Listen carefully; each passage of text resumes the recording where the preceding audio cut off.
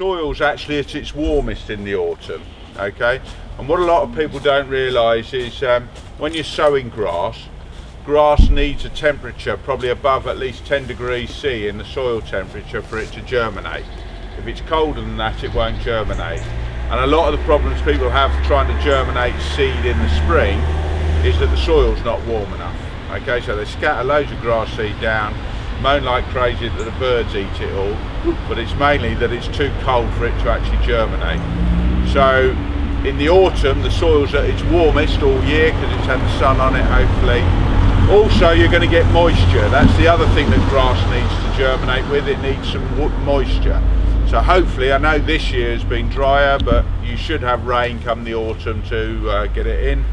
And lastly, possibly the most important thing, is any fresh grass that you get growing, you're not out there walking on it with your great big size tens, squashing it down, because obviously it gets a rest period during the winter when you're not out on it as much.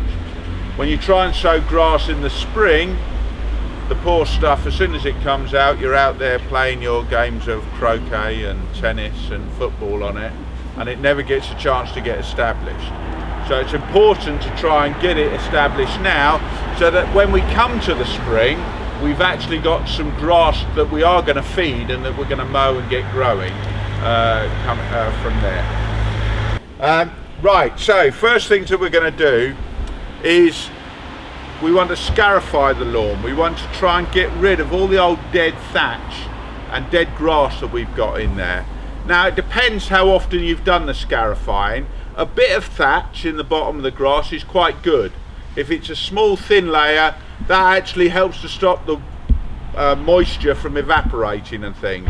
But as it gets older and it gets thicker, that thatch actually stops water going through to the grass, so it dries out quicker. It also takes food away from the grass. So as you add any food, it's just going into the thatch and not actually feeding the roots of the grass. So we do need to get it out. The other point of scarifying very often is that you're pulling out some of the old stringy grass that you might have, and you're encouraging some of the young, more upright grasses. Also, funnily enough, he doesn't have a problem here with moss as such, but a lot of people, especially Finch Hampstead, Woking Way and things like that, we haven't got trees here and we're not on very sandy acid soil, whereas a lot of you have got very sandy acid soil and surrounded by trees, so you're probably better at growing moss than you are at grass. And so and the scarifying will also get rid of some of the dead moss. And what you would do is put on a moss killer at the beginning of September. It's one of the feed and weed, just the autumn foods has some food and some moss killer in it. It'll turn the moss black, and then you can get ready to scarify it to get rid of the dead stuff. Now, your tools of trade are an ordinary rake, springbok or otherwise, that you can have, that you can pull through it.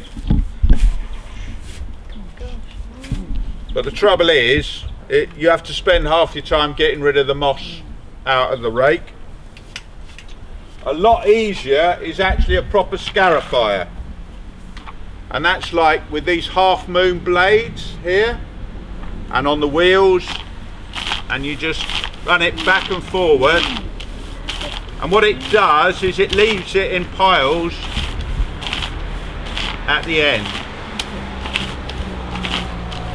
And you see how it's pulling out the dead grass and some of the long shoots that have been crawling across the grass as well. So there we are, that's all come out of the lawn, and that's a mixture of dead thatch and creeping grass as well that we want to try and get rid of.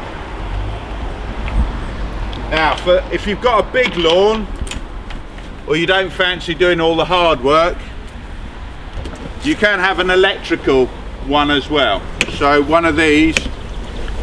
Now this one's quite good because normally they're just a raker on the top. These little prongs here does the raking and scratches out all the moss and the old thatch. But this one also has some blades.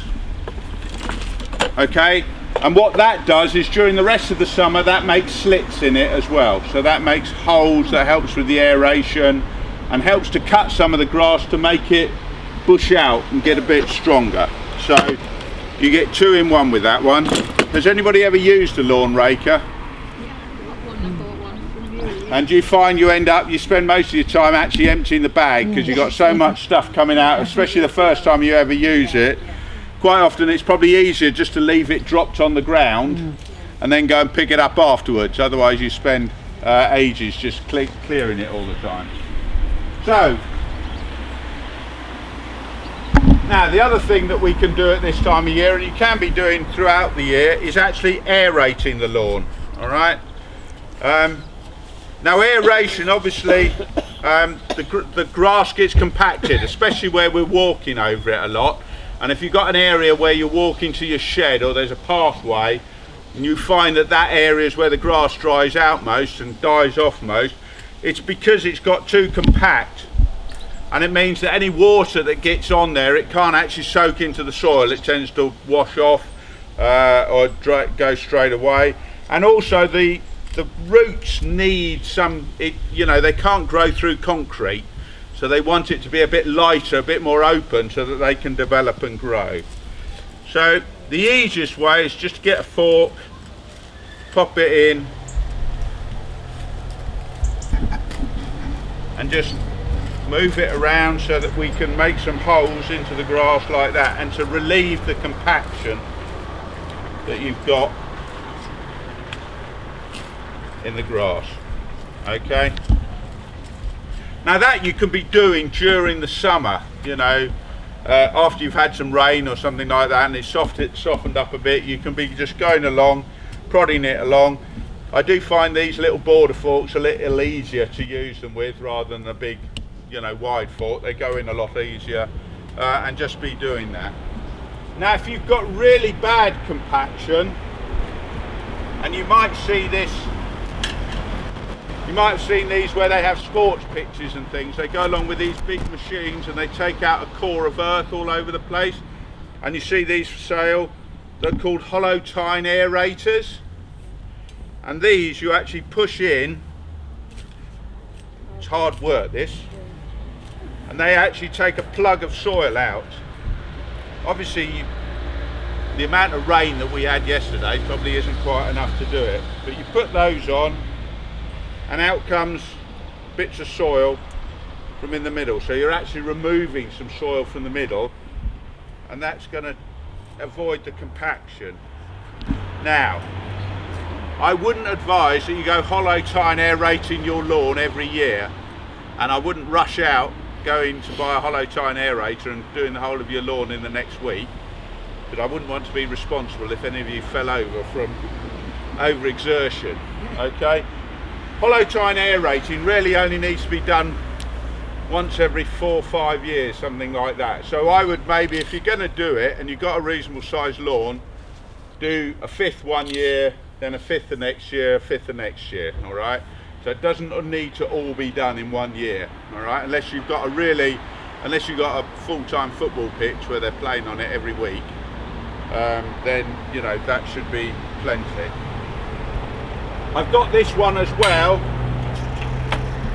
and the advantage on this one is it actually catches the little cores that you get out.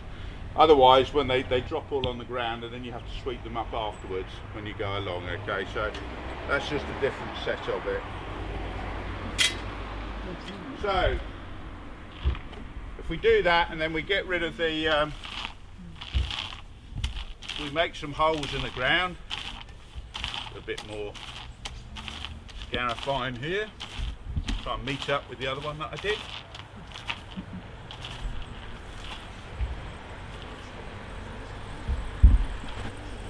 What we then want to do is to encourage that grass to kind of grow out and to bush out, is when you put on a lawn dressing.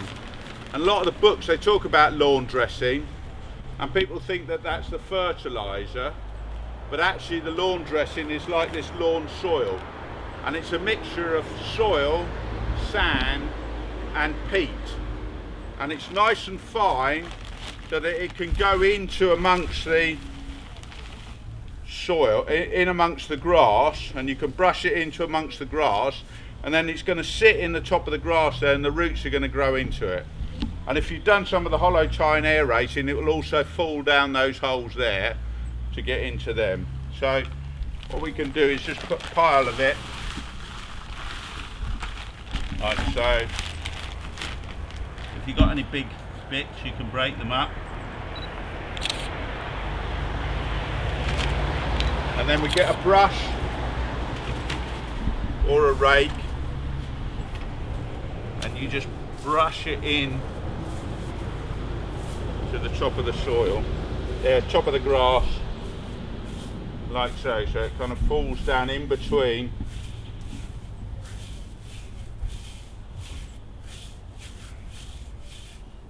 the bits of grass. Okay, and then that will give something for the grass to actually root into when it starts off.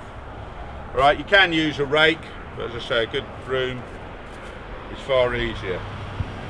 Now, at the same time as that, probably one of the most important things you can do as well, especially on your lawn if it's gone a bit thin and you haven't got much grass there, is to actually overseed it.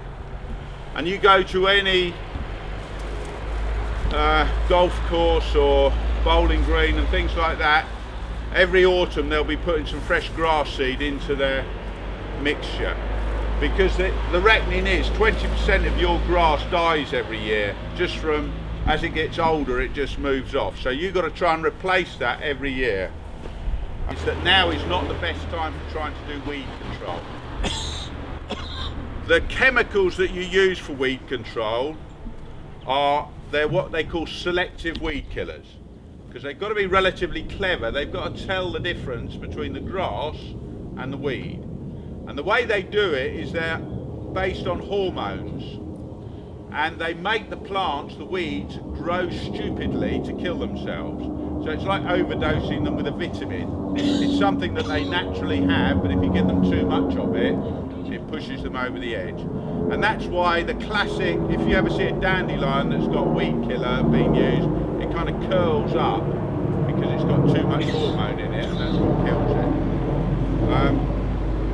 So the best time for them to work is when the plants are actively growing and it's warm as well, and that tends to be in like end of April, May time.